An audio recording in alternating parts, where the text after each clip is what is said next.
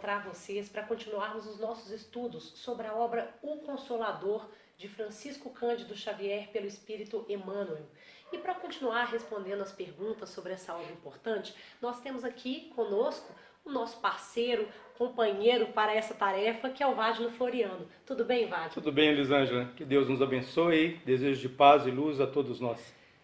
Que assim seja. Bom, nós vamos falar hoje um pouquinho sobre virtude. Nós estamos terminando aí o tópico sobre filosofia dessa importante obra aí, O Consolador. E nosso último encontro, a gente falou um pouquinho sobre a paciência e agora vamos falar sobre caridade. Caridade. Isso. E vamos lá então com a pergunta 255, que diz assim: devemos nós, os espíritas, praticar somente a caridade espiritual ou também a material? É muito interessante a pergunta, né? Porque ela é direcionada aos espíritas, né? Ela vale ou ela tem a sua relação para todas as pessoas, todas as filosofias, mas talvez porque somente o espírita foi direcionado, porque nós temos uma percepção de lei e essa percepção de lei ela tem que ser bem compreendida para nós não incorrermos em erros. Nós vamos tocar nesse assunto já já. Primeiro, nós gostaríamos de falar aqui, ou de trazer aqui, uma breve observação sobre a caridade material e a caridade moral, espiritual moral. A caridade material é aquela que todos nós já conhecemos bastante, não é? Que é dar o alimento, distribuir a sopa na rua, o cobertor para alguém, uma casa de assistência. É alguma caridade especificamente para tirar alguém de um sofrimento físico, de um sofrimento material.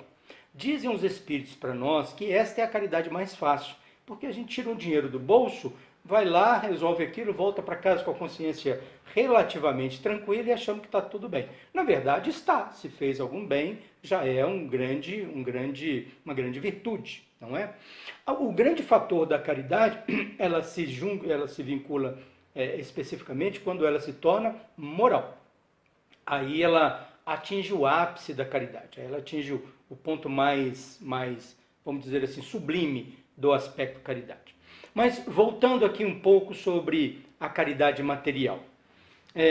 Nós temos duas histórias rápidas para contar. Nos lembramos de duas histórias rápidas. Primeiro, lá no livro Atos dos Apóstolos, quando, no capítulo 3, me parece, quando Pedro e João estão subindo para o templo, eles vão para a oração da hora nona, segundo eles contam lá, e esta oração da hora nona, eles entravam para o templo de Salomão pela porta chamada Formosa. Todas as mães, naquele momento, né, de todos os dias, na hora daquela oração, algumas pessoas traziam um paralítico e botavam ele na porta. Para quê? Para pedir esmola, não é? Cena comum no nosso dia a dia, não é? E ele, vendo Pedro e João se aproximando, e Pedro e João eram pessoas muito humildes, de vestimentas muito comuns, né? Ele estica a mão e pede a eles dois uma moeda, uma prata, um dinheiro. E aí Pedro olha para João, olha para ele e diz assim: olha para nós. Diz para o mendigo: olha para nós. E o mendigo olhou para ele esperando ganhar alguma coisa aqui, né? E Pedro responde para ele: nós não temos nem ouro nem prata, mas aquilo que temos, isso eu te dou. E estica a mão para ele, aperta a mão dele e diz: em nome de nosso Senhor Jesus Cristo, levanta e anda. E puxa ele, e ele realmente levanta os artelhos, as partes da locomoção se ajustam e ele começa a caminhar, não é? É um ato que para muitos poderia soar como um milagre, mas o que Pedro diz a ele? Aquilo que nós temos de positivo e de bonito, aquilo eu te dou. Esta doação, ela vai muito além da doação material. Porque se Pedro e João dão a ele uma moeda, no final do dia, uma hora depois, daqui a pouco, essa moeda foi embora. E ele continua sentado lá como paralítico. É importante nós pensarmos na caridade, no sentido de apagar o incêndio na hora que ele existe. Se tem alguém com fome, não adianta filosofia, ele tem que comer. Tudo bem. Mas se você dá comida agora, ela acaba. Se você der outra vez, ela acaba. Ela vai acabar o tempo todo. Nós temos que repensar uma metodologia, uma forma de buscar uma solução. Não uma solução para nos aliviar, economizar nosso dinheiro. Não, uma solução para dignificar aquela pessoa. E aí nós vamos à segunda história. Veja bem, aconteceu com um amigo nosso há pouco tempo atrás.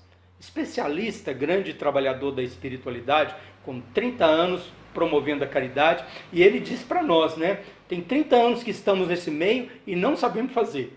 Porque é muito dinâmico, muda muito e cobra muito da nossa inteligência, da nossa esperteza para mudar e acompanhar os processos. E aí ele ligou para uma outra pessoa, amigo dele, e disse assim, esta outra pessoa distribuía alimento na rua e falou assim, como está o seu trabalho na rua? E a pessoa do outro lado do telefone diz, nós tivemos que parar. Mas tiveram que parar? Parar por quê? A prefeitura pediu que parássemos de distribuir alimento na rua. Bom, então deixa eu entender um assunto. Nós temos uma pessoa, um grupo de pessoas que se reúnem durante um momento do dia, da semana, para organizar a sopa, o pão, o leite, seja o que for, para levar para os mendigos para a rua. É isso? É. E aí a prefeitura pediu ele para parar. Mas isso parece um paradoxo, não é? Mas o que aconteceu? A prefeitura explicou para ele que a prefeitura fornece os abrigos, mas para entrar no abrigo tem disciplina, tem horário, não pode beber, tem regimento interno lá dentro, não é? Mas eles, sabendo que iam receber o alimento na rua, eles ficam na rua para poder beber, para poder fazer o que querem, porque à noite tem um alimento. Então eles não estão indo para o abrigo. Percebe a dificuldade da caridade mesmo material? Coisas simples, gente, mas sair de casa, doar o meu tempo, doar o alimento para a pessoa, e eu ainda acho que precisa ser repensado, não é? A caridade material, ela é fundamental. Agora, fundamental é nós percebermos, é nós levarmos uma solução para aquele problema. Uma solução para aquela dificuldade, que aquela dificuldade ela já é de longa data. E se nós apenas dermos o alimento, ela vai continuar, não é? Certo, dentro dessa expectativa, dessa realidade, vem a pergunta 256 que diz assim, como então interpretar a esmola material? Pois é, imaginamos nós que seja uma grande vergonha para aquele que pede. Também aquele que dá, de alguma maneira, ele passa por algum constrangimento. Lá no princípio da outra pergunta, nós tínhamos dito que a pergunta tinha sido dirigida aos espíritos. Os espíritas pensam assim, todos nós estamos dentro da lei de causa e efeito. Então eu faço alguma coisa errada agora, usurpo a sociedade, maltrato, uso mal meus recursos, na outra encarnação eu venho em penúria. Bom, tudo bem, é razoável. Então quando eu vejo um mendigo na rua ou alguém na rua passando necessidade, eu tenho que deixar ele sofrendo porque faz parte do processo kármico dele. Esse é o pensamento errado, isso de jeito nenhum. Porque da mesma maneira, da mesma forma que ele tem a aprovação da penúria, eu tenho a aprovação do auxílio.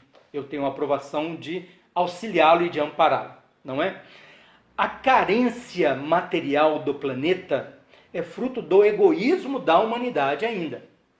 É fruto vamos dizer assim, do orgulho, do egoísmo de muitos que buscam apenas para si sem olhar para outros. Obviamente, inerente à inércia e à incoerência de muitos que também não sabem preservar, não é? Agora, é preciso buscarmos solução definitiva.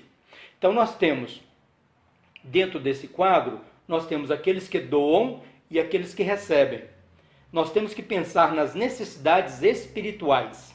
A caridade material é importante, mas nós temos que lembrar que Jesus traz o evangelho de moral para todos nós.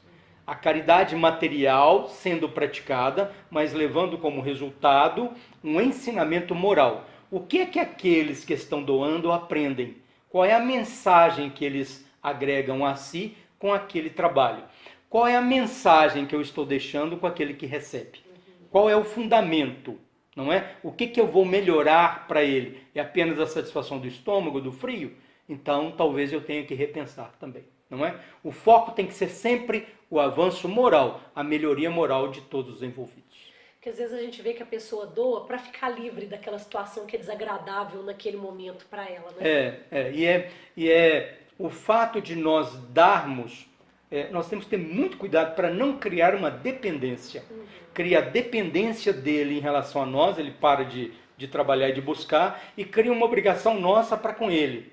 Né? Eu lembro o nosso amigo lá de 30 anos de caridade, que ele fala assim, eu até hoje não sei fazer, porque é complexo, não é um assunto fácil. Não é? E voltando lá na pergunta 1 da questão da moralidade, nós temos a caridade material que é fácil de você dar, muitas vezes nós atravessamos o bairro, a cidade, ou vamos para outra cidade fazer a caridade material lá. Chego em casa, eu grito com minha esposa, com meu marido, bato no meu filho, não respeito meu vizinho. Esta é a caridade moral. Não adiantou pouco eu ter feito tanto esforço para ir longe, quando eu não tenho a paciência, quando eu não tenho a solidariedade, a abnegação, que é a caridade moral junto daqueles que estão do meu lado, às vezes. E quem está lhe pedindo essa esmola também está numa situação de tanta fragilidade, né? Então, às vezes, se ele recebe um sorriso, se ele é tratado com dignidade, isso para ele vale mais do que aqueles trocados que alguém pode deixar ali, né? Sim, o trocado vai passar, Elisângela.